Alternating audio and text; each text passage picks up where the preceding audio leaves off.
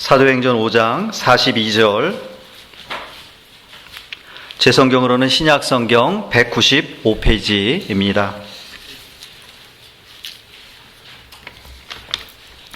우리 한 절이니까 다 함께 한 목소리로 봉독하도록 하겠습니다. 시작. 그들이 날마다 성전에 있든지 집에 있든지 예수는 그리스도라고 가르치기와 전도하기를 그치지 아니하니라. 아멘. 성도의 기본 생활 시리즈 마지막 5번째입니다. 설교 제목이 열심전도라고 하는 제목으로, 제목이 너무 분명해서 오늘 내용 여러분 다 이렇게 짐작하실 수가 있을 것 같아요. 짐작하시는 대로 오늘은 전도에 관해서 여러분에게 말씀을 전하려고 합니다. 디도서 1장 3절 말씀 보니까 자기 때에 자기의 말씀을 전도로 나타내셨으니 이 전도는 우리 구주 하나님의 명대로 내게 맡기신 것이라, 이렇게 사도 바울이 고백을 하고 있는데요. 예수님이 전도하신 것처럼 하나님께서도 사도 바울 자신에게도 전도의 사명을 맡기셨다, 이렇게 고백하고 있는 것입니다. 이 말씀은 오늘 우리에게도 주시는 말씀이죠. 전도는 억지로라도 반드시 꼭 해야 되는 것입니다. 고린도전서 9장 16절 말씀 보니까 내가 복음을 전할지라도 자랑할 것이 없음은 내가 부득불 할 일임이라. 만일 복음을 전하지 아니면 내가 내게 화가 있을 것이미로라고 했습니다. 전도하는 것은 자랑할 것도 없는 당연한 일이고요. 전도하지 않는다면 하나님께서 싫어하실 것이라고 사도 바울이 우리에게 권면하고 있습니다. 어떤 분이 목사님을 찾아오셔서 이렇게 전도에 어려움을 하소연을 합니다. 목사님, 저는 어려서부터 예수를 믿었지만 전도하는 것만큼은 참 힘듭니다. 대학 졸업하고 좋은 사람을 만나서 행복한 가정 이루고 경제력으로도 어려움이 없고요. 또 우리 자녀들도 건강하게 잘 자랐습니다. 저는 아쉬울 게 없어요. 그런데 전도하려고 하면 다른 사람에게 머리를 숙여야 됩니다. 그리고 또 때로는 불신자들이 함부로 말을 해서 내게 상처를 줄 때에 참아야 되지 않습니까? 이런 일을 겪다 보면 내가 이렇게까지 하면서 꼭 전도해야 되나 하는 생각이 들 때가 많이 있습니다. 이렇게 말을 하면서 저는 교회에서 봉사하고 기도하는 일은 열심히 잘 할 수 있는데 전도는 어렵습니다, 이렇게 말을 했다고 합니다. 맞습니까? 맞죠. 사실입니다. 이분의 말처럼 우리도 전도하다 보면 사실 공감하게 되는 얘기 아니겠습니까? 그런데 주님께서는 누구든지 나를 따라오려거든 자기를 부인하고 자기 십자가를 지고 나를 따를 것이니라 말씀해 주셨어요. 주님 따라가려면 좀 자기를 부인하고 때로는 자기가 죽어야만 되는 그런 상황에 이를 수도 있다라고 말씀해 주셨습니다. 우리는 주님 말씀대로 따라가는 사람들입니다. 그렇다고 한다면 전도하기 위해서 이 땅에 오셨고 우리에게 전도하라고 말씀하신 예수님의 지상 명령을 따라가야 될 줄로 믿습니다. 우리가 초대교회로 돌아가자 이런 말을 자주 합니다. 어떻게 하는 것이 초대교회로 돌아가는 것입니까? 초대교회 성도들은 모이면 기도하고 흩어지면 전도했습니다. 그런데 우리는 지금 무엇을 어떻게 하고 있습니까? 모여서 기도하는 것까지는 그래도 좀 열심히 해보려고 하는데요. 흩어져서 전도하는 거는 잘 안 되고 너무 어렵게 생각하고 부족한 모습입니다. 성도 여러분, 우리가 회복해야 될 초대교회의 모습은 바로 전도입니다. 그러기에 오늘 저는 여러분에게 본문에 나타난 초대교회 성도들의 열심 전도하는 모습을 통해서 우리가 전도에 관해서 2가지로 여러분에게 말씀을 전하려고 합니다. 첫 번째로 초대교회 성도들은 날마다 전도했습니다. 같이 한번 해보겠습니다. 날마다 전도했다. 예, 우리는 전도를 어떤 특별한 날에만 하려고 하고요. 나중에 몰아서 하려고 미루려고 합니다. 하지만 오늘 본문을 보면 그들이 날마다 예수는 그리스도라고 가르치기와 전도하기를 쉬지 아니했다, 그치지 아니했다라고 말씀하고 있습니다. 초대교회 성도들은 날마다 전도했습니다. 여기서 날마다는 항상 에브리타임을 의미하는 것입니다. 그러기에 오늘 본문 뒷부분에 보면 이것을 그치지 아니하니라 이렇게 바꾸어서 표현을 하고 있습니다. 성도는 주님이 명령하신 전도의 사명을 위해서 살아야 하고 전도하다가 죽어야 될 것입니다. 디모데후서 4장 1절로 2절 말씀 보니까 하나님 앞과 그리스도 예수 앞에서 엄히 명하노니 너는 말씀을 전파하라.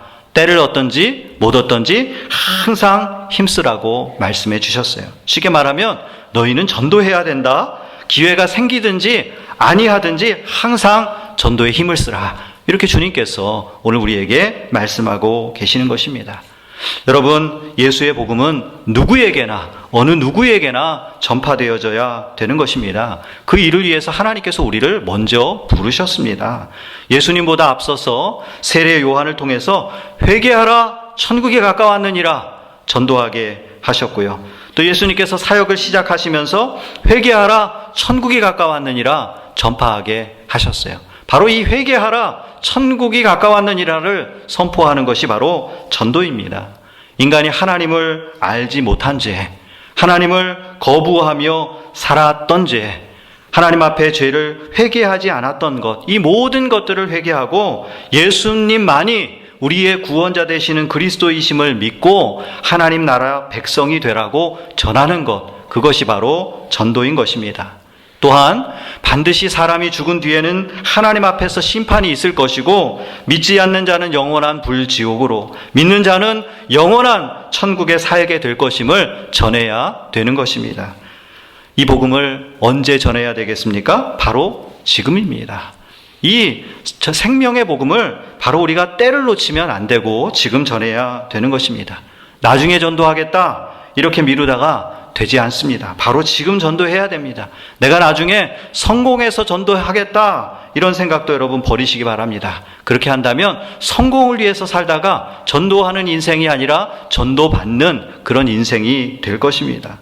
내가 시간 나면 전도하겠다, 여러분 이 생각도 버리시기 바랍니다. 우리가 살다 보면 평생 시간이 나지 않을 것입니다. 뭘 좀 내가 많이 배우고 나서 전도하겠다, 이것도 여러분 좀 버리시기 바랍니다. 이미 여러분은 전도하기에 충분할 만큼 많이 알고 있습니다. 우리가 전도에 긴급성을 갖지 않고 마냥 미루다가는 전도할 기회를 영원히 놓치게 될 수 있습니다. 한 영혼을 영원히 살릴 수 있는 기회를 잃어버리면 안 되는 것 아니겠습니까? 지금 바로 지금 당장 우리가 전도해야 될 줄로 믿습니다. 저는 전도에 관한 개인적인 경험이 있습니다. 아주 친한 고등학교 동창과 그의 아내가 있었는데요. 그들이 참 사람은 좋아요. 너무 친절하고 너무 순하고 너무 남 잘 도와주고 참 좋은데 예수를 믿지 않았어요. 저는 오랫동안 그들과 교제하면서도 전도는 나중에 해야 되겠다 이렇게 미루었어요. 자꾸 미루었습니다. 그런데 그들이 결혼한 후에 몇 년 지나지 않아서 아내가 암에 걸리고 투병 생활을 하게 되었습니다. 그때도 저는 전도를 뒤로 미뤘어요. 어느 때가 적당한 때가 있겠지. 그때가 되면 내가 딱 말씀을 전하면 싹 들어가서 아마 예수 믿게 될 것이다. 그렇게 미루다가 제가 갑자기 미국으로 오게 되었고요. 오면서도 기도할게 라고 하는 형식적인 말만 하고 전도하지 않았습니다. 내가 나중이 되면 꼭 전도하리라. 그런데 몇 년 후에 전화 통화를 하게 되었는데 얼마 전에 아내가 암으로 세상을 떠났다라고 하는 이야기를 듣게 되었습니다. 저는 뒤로 미루다가 친구의 아내에게 또 친구에게 전도할 때를 영원히 놓쳐버린 것입니다. 후회해도 이미 늦어버렸습니다. 반면에 저의 장인을 전도한 일에 관해서 여러분과 나누고 싶습니다. 제가 결혼할 당시에 우리 아버님 장인어른은 예수님을 믿지 않으셨어요. 그래서 제 아내의 기도 제목이었어요. 아버지를 꼭 전도하겠다. 그래서 제 아내는 아버지에게 항상 전도했습니다. 친정을 방문할 때마다 전도하고 또 전화 통화를 하면서도 계속 전도했어요. 아버지를 위해서 기도하면서 또 아버지와 통화하면서 성경 구절도 읽어 드렸습니다. 그런데 어느 날 장인어른께서 갑자기 심장마비로 돌아가셨어요. 너무나 안타까웠어요. 눈물이 흐를 수밖에 없었죠. 그런데 감사한 것은 돌아가시기 일주일 전에 아내가 아버지와 전화통화를 할 때에 그 아버님께서 말하시기를, 그래, 내가 다음 주부터는 교회 나가겠다. 내가 믿는 예수님을 한번 믿어보겠다. 이렇게 말씀해 주셨다라고 하는 것입니다. 얼마나 감사합니까? 날마다 그치지 않고 전도한 결과입니다.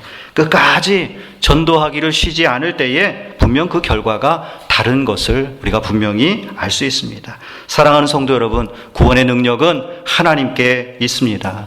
우리는 그저 열심히 날마다 전할 때에 하나님께서 전도받는 그 사람 마음 가운데 성령을 선물로 주실 줄로 믿습니다. 그러기에 날마다 전도하는 여러분 되시기를 주의 이름으로 축원합니다. 두 번째로, 초대교회 성도들은 어디에 있든지 전도했습니다. 한번 같이 해보겠습니다. 어디에서든지 전도했다. 예, 오늘 본문에 보면 그들이 날마다 성전에 있든지 집에 있든지 전도하기를 쉬지 아니하니라, 그치지 아니하니라고 했습니다. 이 말씀을 보면 초대교회 성도들은 전도할 장소와 그 대상을 가리지 않았어요. 여기서 성전은요, 지금의 교회, 이렇게 하나님 앞에 예수 믿는 사람들이 모여 예배드리는 곳을 의미하는 것이 아니죠. 당시의 성전은 예수님을 십자가에 못 박아 죽인 사람들, 유대인들이 모이는 곳이었고요. 예수 믿는 사람들을 어떻게 하면 핍박할 것인가, 잡아서 죽일 것인가를 그 모의를 꾸미는 사람들, 그런 사람들이 모이는 곳이 바로 성전이었습니다. 참 전도하기 위험한 곳이죠. 정말 전도할 만한 그런 장소가 아닙니다. 전도하다가는 곧바로 잡혀서 고문당하고 감옥에 갇히거나 죽임을 당하기 쉬운 곳, 바로 그곳이었습니다. 그런데 초대교회 성도들은 그곳에서도 예수 믿지 않는 사람들에게 전도하였다. 이렇게 성경은 우리에게 말씀해 주십니다. 성도 여러분, 우리는 전도할 때에 전도할 만한 장소나 내가 또 전도할 만한 그런 전도 대상자를 가리지 말아야 합니다. 전도할 수 있는 상황이 모두 맞아야만 전도하겠다, 이렇게 생각하지도 말아야 됩니다. 내가 믿을 만한 사람만 찾아서 전도하겠다, 이렇게 생각하고 전도하는 것이 아닙니다. 우리는 어디에서든지 또 누구에게든지 전도할 수 있고 그렇게 전도해야 되는 것입니다. 오늘 본문 앞에 내용을 보면요, 성도들이 예루살렘 성전에서 전도하다가 잡혀서 감옥에 가게 되는 내용이 나옵니다. 그날 밤에 천사가 문을 열어줘서 이 예수님의 제자들이 밖으로 나왔지만 그들은 집으로 도망가지 않았습니다. 우리 같으면 얼른 집으로 도망갈 것 같은데요, 그들은 곧바로 다시 그들이 잡혔던 그 성전으로 가서 새벽부터 전도하다가 다시 잡혀서 재판에 회부되었습니다. 결국 그들은 다시 한번 매를 맞은 후에 한 번만 더 전도하면 너희들 가만두지 않겠다, 이렇게 협박을 받고는 풀려난 상황입니다. 그런 상황에서 그들이 다시 날마다 쉬지 않고 전도했던 것입니다. 여러분, 이 정도 상황이 되면 우리는 여러 가지 이유를 들어서 전도를 멈출 만도 한데 왜 이분들이 그랬을까요? 사도행전 5장 29절에 나오는 베드로와 사도들의 말 가운데 그 대답이 있습니다. 사람보다 하나님께 순종하는 것이 마땅하니라. 즉 하나님이 전도하라고 명령하셨기 때문에 그것을 멈출 수 없다는 것입니다. 죄송합니다. 놀라지 마시기 바랍니다.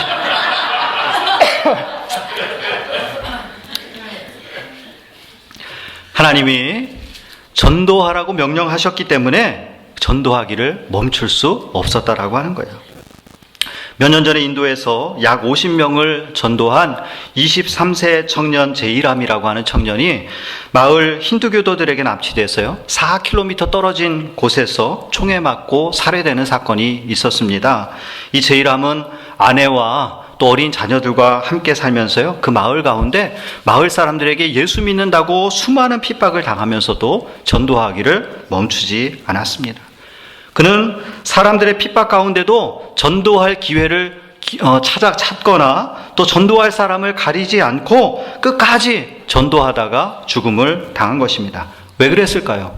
사람보다 하나님께 순종하는 것이 마땅하기 때문에 끝까지 전도하였던 것입니다. 여러분, 중국 교회를 보시기 바랍니다. 오래전에 중국이 문화혁명을 통해서 중국에서 교회를 완전히 말살시켰습니다. 교회가 사라진 줄 알았어요.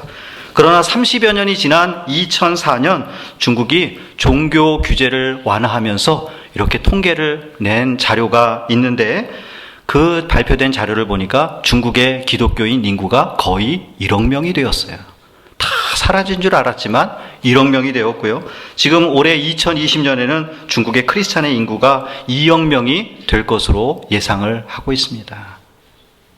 이것이 바로 전도의 힘입니다.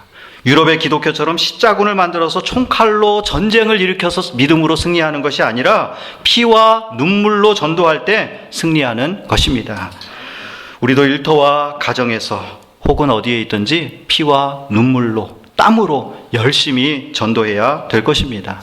부모, 형제, 남편, 아내, 자식들부터 우리가 구원받게 해야 되지 않겠습니까? 또 함께 일하는 동료들에게 구원의 복음을 전해야 되는 것이죠. 함께 교제하며 살아가는 이웃들에게 주의 복음, 예수의 복음을 전해야 될 줄로 믿습니다. 지금 전도하지 않으면 영원히 만나지 못하게 되는 때가 옵니다.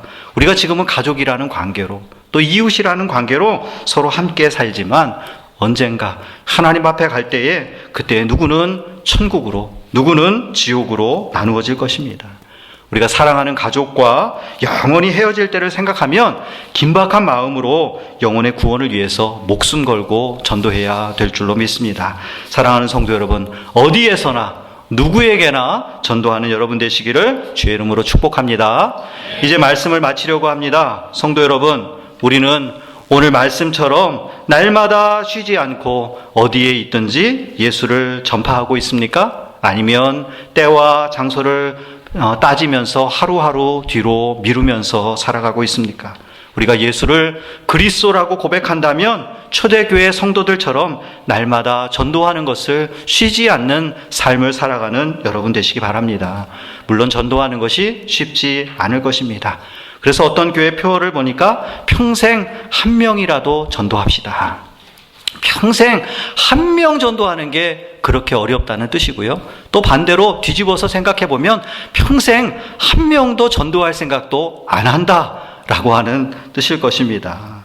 여러분, 평생 한 명만 전도하는 것도 쉬운 일은 아니에요. 실제로 전도해 보면 금방이라도 교회 나올 것 같다가 금방 뒤돌아서면 다음에 나가겠다고 미루는 경우를 참 많이 봅니다. 그러기에 사람의 능력으로는 전도할 수 없습니다. 전도하고 그 결과를 하나님께 맡겨야 되는 것입니다. 그리고 우리는 전도하기를 중단하지 않는 하나님의 사명자들 되어야 될 것입니다. 우리 교회는 매년 10월에 예수사랑 초청잔치가 있습니다. 올해는 10월 18일로 정하였는데요. 이제 올해가 네 번째가 되죠.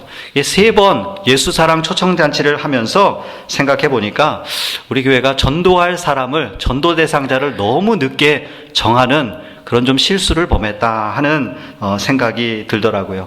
올해는 좀 여러분 미리부터 전도 대상자를 좀 정하시기 바랍니다. 그리고 그들을 초청하기 위해서 날마다 어디에서든지 항상 전도하는 여러분 되시기를 바랍니다. 여러분 더 나이 먹으면 움직일 수가 없어서 전도하고 싶어도 전도할 수 없는 때가 옵니다. 너무 늦기 전에 우리에게 하나님께서 건강을 허락하신 지금 전도해야 될 줄로 믿습니다. 이제 여러분 모두가 날마다 어디에 있든지 항상 전도하기를 쉬지 않는 하나님의 사명자 성도 여러분 되시기를 주의 이름으로 축복합니다.